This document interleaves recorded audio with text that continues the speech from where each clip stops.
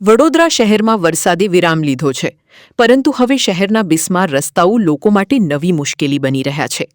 ખાસ કરીને પ્રતાપનગરથી યમુના મિલ થઈ ડભોઈ તરફ જતો ડભોઈ રોડ અસંખ્ય ખાડાઓથી ભરાઈ ગયો છે. રસ્તાની હાલત એટલી ખરાબ છે કે વાહનચાલકો અને રાહદારીઓ અકસ્માતના ભય વચ્ચે પસાર થવા મજબૂર બન્યા છે.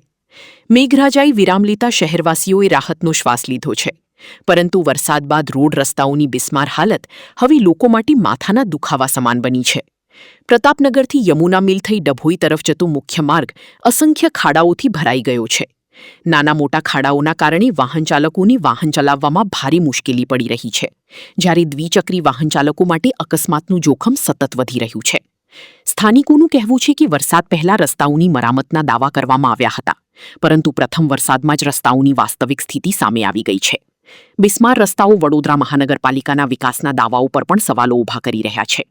સ્થાનિકો અને રાહદારીઓએ મહાનગરપાલિકા સામે ભારે રોષ વ્યક્ત કરી તાત્કાલિક રોડ રિપેરિંગની માંગ કરી છે.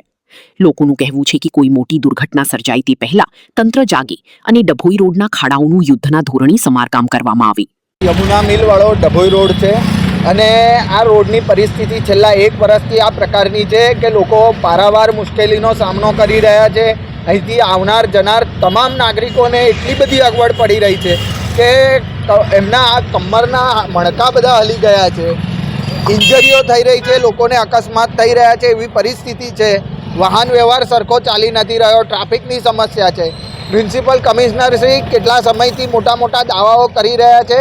ક્યાંક ને ક્યાંક આ પરિસ્થિતિને નિવારવા માટે એમણે પગલાં ભરવા જોઈએ. જવાબદાર અધિકારીઓ પર એમણે કોઈ દંડાત્મક કાર્યવાહી કરવી જોઈએ.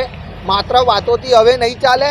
આ સમસ્યાથી કાયમી નિકાલ વડોદરા શહેરની જનતા ઝંકી રહી છે. એટલે મ્યુનિસિપલ કમિશનર શ્રી ગંભીરતા બતાડે અને આ સમસ્યાનો કાયમી નિકાલ લાવે.